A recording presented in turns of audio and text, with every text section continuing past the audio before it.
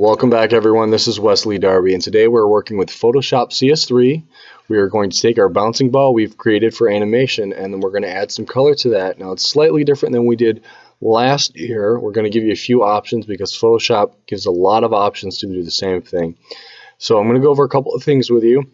So right over here is your quick select tool and your magic wand. Now, what's great about the quick select tool, I can just go right over here and left click, and it's going to select everything as long as I don't have any openings there. So if I hit Control Alt J, it'll go back. Your magic selector tool does a very similar thing, except we're getting all these black lines. And so we're going to go back again, and then we're going to use this quick select tool. I think it's going to work better for the majority of you. So we'll go right in there, and then before we do that, let's pick out what kind of color we're going to get. So we click on our color sampler down here, and let's say we want a nice blue one. So I'm going to go right there, and we'll just move this out of the way. We're going to hit OK. And so we have this nice blue color. So then we go back over here, and we right click that, and we're going to hit Fill. Now I'm going to hit we're going to go right up here where it says Contents, Use. We're going to choose the foreground color because that's what this is. This right here is the background color. So then we're going to make sure the opacity is 100 and the blending mode is normal. Okay. And there, now you just hit Enter. Actually hit, you right click and hit Deselect, and there you have a colored sphere. So if we don't like that, we can hit Control Alt Z. Control Alt Z again, it'll bring us back. Let's hit Fill, and let's try, what if we say we fill the foreground but we had 50%? What does that do? Well, that's what it does. Still have the same blue, but it's not as intense because it's not, it's more translucent than it is opaque. So let's go back. While we try that again, we'll hit Fill, and this time we'll do 100%, but let's mess around with this over here. Why don't we hit Pattern? And so we got a few patterns here. Let's do this weird right there. Look at that. I don't think it's really going to work for our current assignment, but there's interesting.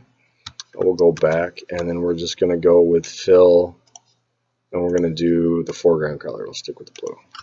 Okay, so you hit right click that, hit Deselect, and then at this point in time, for this slide, you go over to, well, as soon as it stops loading here, there we go.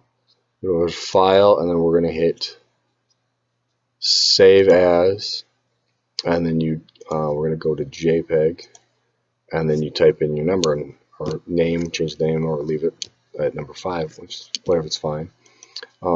So let's say we do that when we bring this back up here. So how do we change the value? You want to get those extra few points in class. So we're going to go right over here. That's our smudge tool. And we're looking for, oh, nope, we're looking right over here, looking for our burn tool, one down.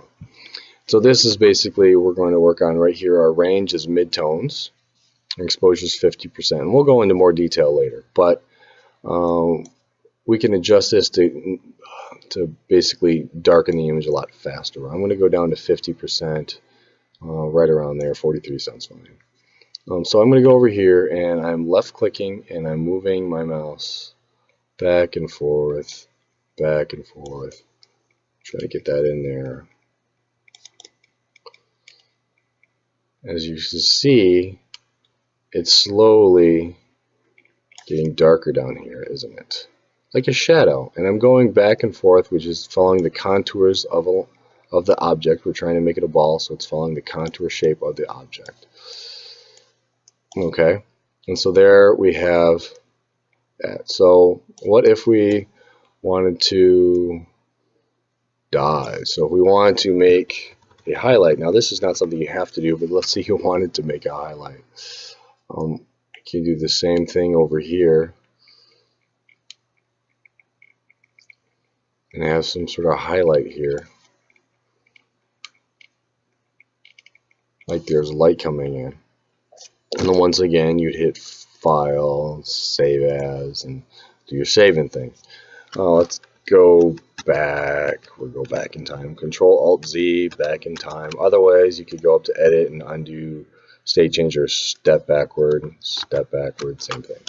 All right, let's try a different way. And over here is the gradient tool. And so we'll grab this wonderful thing called the gradient tool. And right over here is a radial gradient.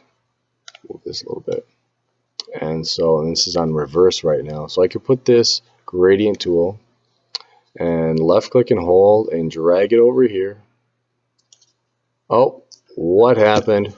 So we'll Control Alt Z. And you know what happened? We did not use the quick selection tool. So why don't we go back, we'll grab this quick selection tool, we'll select this area, then we'll hit the gradient tool. Grab the gradient tool and go back here. And so there. So now it's over here and not down here. So if you don't like that, we can hit Control back and then we'll do it again. And you just kind of play around with it until you get it in the right spot. Control Z. What happens if you mess with things? Well, we could grab that one right there. And we'll pull that. And so that that added a little bit of lightness up here, a little bit of darkness on here, but you can barely see the change there. Oh, so what if we go back, and what if we did the opposite of reverse? And so now we have that over here and the dark spots over there. So what if we went like this?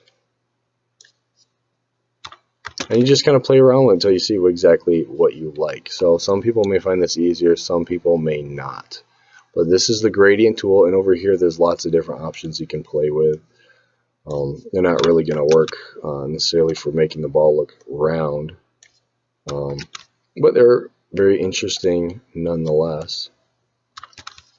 So if you have any questions, please let me know. I'm going to just right click on, oops, sorry, wrong thing.